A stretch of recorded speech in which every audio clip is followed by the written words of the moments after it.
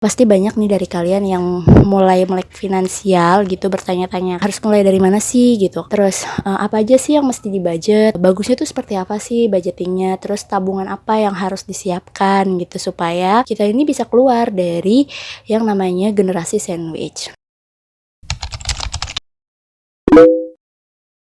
Jangan lupa kakek dong.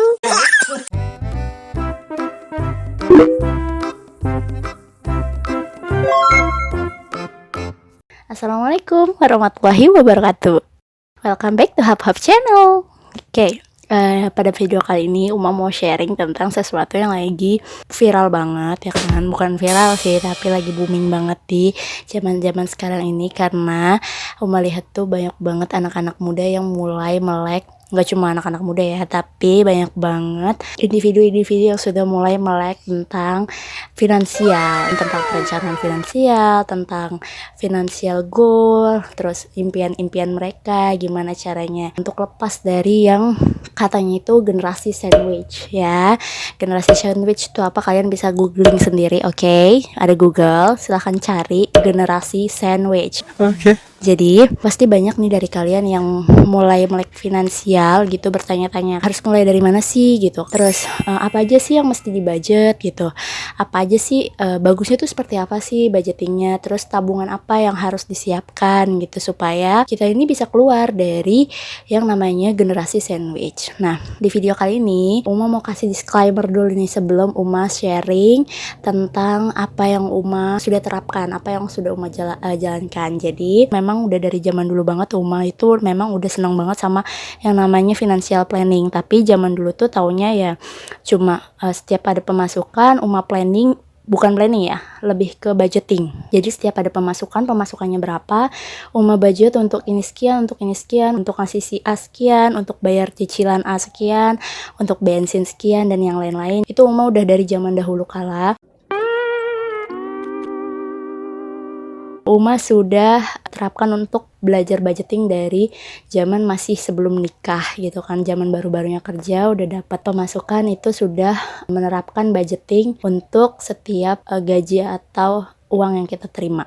Tapi setelah nikah tuh baru kenal sama yang namanya financial planning. Nah, financial planning ini kan lebih terstruktur ya, lebih jelas gitu. Kita diarahkan untuk tahu apa sih financial goal kita, impian kita secara finansial tuh apa. Nah, jadi baru akhir tahun 2021 kemarin Uma tuh lebih terfokus untuk ke financial planningnya. Oke, disclaimer Uma jelaskan lagi ya, Uma ini bukan ahli dalam hal ini, alias Uma tuh bukan penasehat keuangan yang expert banget. Uma juga nggak lulusan dari universitas keuangan atau fakultas keuangan. Jadi ini pure Uma belajar dari apa yang sudah Uma terapkan. Ada kurangnya apa Uma pelajarin lagi, Uma cari kurangnya, cari contoh lain di Google, dan nemu metode lain Uma terapkan lagi, Uma trial lagi, dan semua itu sudah melewati beberapa fase dan yang paling cocok di Uma ya ini gitu.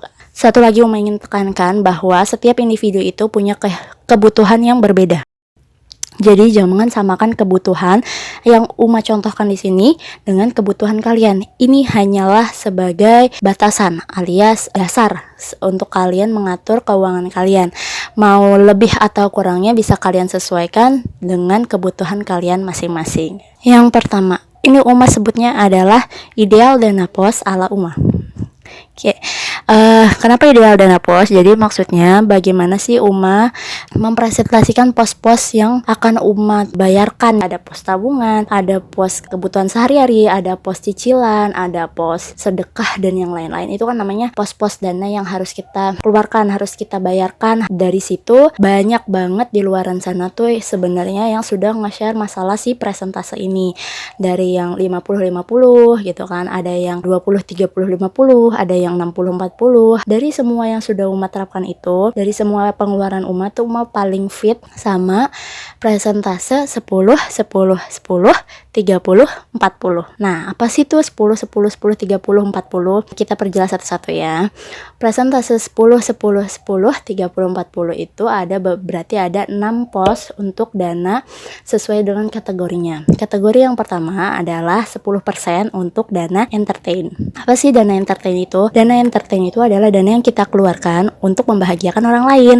Jadi bisa sedekah kan, dengan sedekah mungkin kita bisa berbagi sama orang lain gitu. Terus zakat, terus mungkin mau kasih orang tua atau mau kasih keponakan atau mau kasih pacar. Itu kan intinya dana yang kita keluarkan untuk membahagiakan orang lain. Tapi jangan lupa sedekah nih yang paling utama dalam dana entertain yang harus dikeluarkan dan wajib hukumnya, karena itu adalah marketing langit. Yang kedua, 10% untuk dana tabungan. 10% untuk dana tabungan ini Uma kategorikan sebagai tabungan jangka pendek, karena tabungan jangka panjang itu nanti beda lagi. Jangka pendek, jangka panjang ini kan tergantung dari tujuannya ya. Tujuannya apa sih gitu kan? Untuk dana darurat, untuk mungkin asuransi jiwa, untuk pendidikan, untuk pensiun, untuk perjalanan atau liburan, untuk dan yang lain-lain lah, untuk nikah gitu kan. Nah itu tujuannya masing-masing dan pasti punya rentang waktu dari 1 sampai 2 tahun, dari 1 sampai 3 tahun, dari 5 sampai 10 tahun, itu kan pasti ada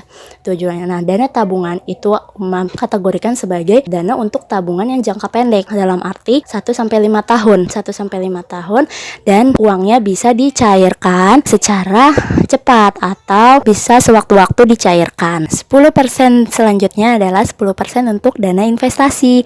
Nah, tadi kan ada dana tabungan. Kalau dana tabungan itu adalah jangka pendek, dana investasi ini adalah jangka panjang. Contohnya dana untuk pensiun, itu kan kita masih jangka panjang sekali ya, masih beberapa puluh tahun lagi kita pensiun. Terus dana untuk pendidikan atau dana untuk liburan atau haji atau umroh yang misal masih dalam jangka waktu itu kurang lebih di atas 5 tahun lah itu kan.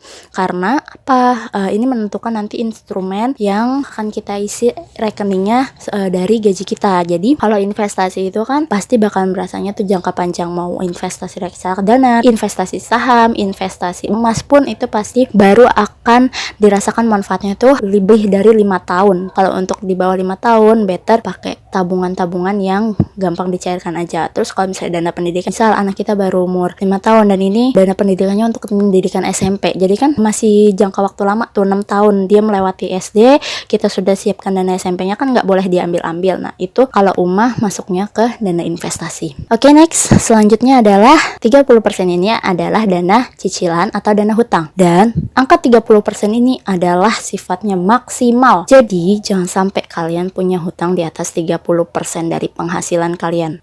No. Kenapa 30%? Karena itu angka sehatnya. Kalau misalnya cicilan kalian di atas 30%, berarti keuangan kalian tuh lagi nggak sehat. Terus gimana dong kalau misalnya udah terlanjur nyicil nggak kerasa dan sekarang lagi kebuka? Caranya adalah yang pertama, kalian bisa kurangin dari kebutuhan daily kalian. Nanti kita bahas di terakhir. Untuk kebutuhan daily, kan kalian harus membedakan antara need dan wants. Dan wants itu harus kalian pangkas supaya kalian bisa nambahin ke dana si hutang ini. Terus kalian juga bisa ambil dari dana entertain. Apabila misal 10% sudah kalian tetapkan tapi kalian gak ada yang mau dikasih lagi nih untuk sedekah, dikira sudah cukup, oke. Terus ngasih orang tua udah, terus ada lebihan nih dari dana entertain, bisa kalian masukin dulu ke dana hutang. Terus yang ketiga, kalian bisa melakukan percepatan pelunasan si hutang tersebut. Dari mana? Ya dari income tahunan kalian gitu. Jangan mentang-mentang THR terus buat beli barang sana sini gitu kan. Terus lupa kalau kita tuh punya hutang, mendingan sebagian besar dari THR kita sisihkan buat sedekah, terus buat treatment diri boleh lah ya, tapi nggak usah banyak-banyak. Sebagian lagi baru kita gunakan untuk melunasi tagihan kita, jadi supaya tagihan kita itu berkurang dan lebih cepat lunas. Terus kalau misalnya kita nggak punya tagihan, gimana dong? Itu bagus, berarti dana hutang yang 30% bisa kalian alokasikan ke extra saving atau extra investing, atau bisa untuk self treatment atau self reward. Terus next, tadi udah ada 10, 10, 10, 30, yang terakhir adalah 40. Nah 40 ini adalah prioritas terakhir. Kenapa prioritas terakhir? Karena yang 10, 10, 10, 30 tadi itu harus diutamakan terlebih dahulu. Setelah itu baru kita sesuaikan di daily needs kita. Si 40% ini juga harus kita pisahkan lagi nih, mana biaya tetap, mana biaya variabel. Biaya tetap kan contohnya bayar listrik. Kalau misalnya kalian pakai token, biasanya kan lebih terkontrol ya. Oh, sebulan bisa habis 200.000, sebulan bisa habis 100.000, itu lebih terkontrol. Biaya listrik, biaya air, terus biaya internet, atau mungkin kalian pakai TV kabel di rumah, atau mungkin kalau misalnya tuh kuota dalam sebulan berapa, terus SPP sekolah, terus kebutuhan bulanan tuh semacam kayak sabun cuci, terus sabun pel, sabun buat cuci piring, cleaning, cuci baju, pewangi, dan yang lain-lain lah. Pokoknya yang habis dalam bulanan itu kan kalian bisa budget ya. Nah, kalau untuk biaya kebutuhan bulanan ini kan memang sifatnya variabel, tapi setidaknya kalian bisa budgeting itu, kalian asumsikan bahwa itu akan habis tiap bulan. Jadi pasti akan tetap. Nah, kalau misalnya lebih, kalian bisa extra saving. Yang kedua, biaya variabel. Contohnya untuk biaya makan itu kan, seminggu belanja di budget berapa ratus ribu gitu kan. Terus jajan, terus biaya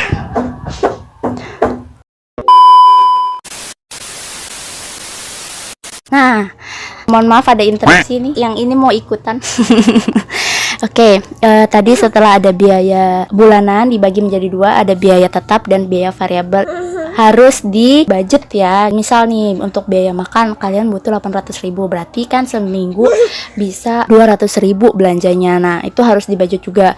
Sekarang kan juga ada tuh bahasa meal planner. Jadi dalam seminggu udah dibuat tuh hari Senin mau makan apa, hari Selasa, Rabu, Kamis dan seterusnya tuh mau makan apa. Itu kalian bisa buat juga supaya kalian tuh nggak over budget saat belanja gitu kan. Kadang ibu-ibu kalau ada diskon tuh suka hilap gitu kan. Dari yang tadi semua itu adalah yang paling fit buat Uma karena sudah ada pos-posnya masing-masing dan lebih jelas gitu, lebih jelas presentasinya daripada yang lain. Nah, tadi itu adalah bagaimana Uma membagi-bagi pos dana yang biasa Uma pakai dalam kehidupan sehari-hari gitu kan. Semoga paham sama apa yang Uma jelasin tadi. Kalau misalnya kalian ada pertanyaan, boleh drop di kolom komentar, kita sharing bareng, atau kalian boleh DM Uma di IG @hardianisusi, kita discuss bareng-bareng supaya kalau misalnya Uma nggak tahu jadi tahu, kalau misalnya kalian tahu ya Uma bisa kasih tahu gitu. Jadi kita berkembang bareng-bareng. Oh ya, catatan untuk yang paling pertama banget harus kalian lakukan sebelum menerapkan persentase tadi adalah catat setiap pengeluaran. Jadi kalian bisa tahu pengeluaran kalian apa aja dan si pengeluaran itu masuk ke kategori apa. Oke? Terima kasih sudah menonton. Jangan lupa like, subscribe, dan share jika video ini bermanfaat. Oke, sampai jumpa di video selanjutnya. Assalamualaikum warahmatullahi wabarakatuh.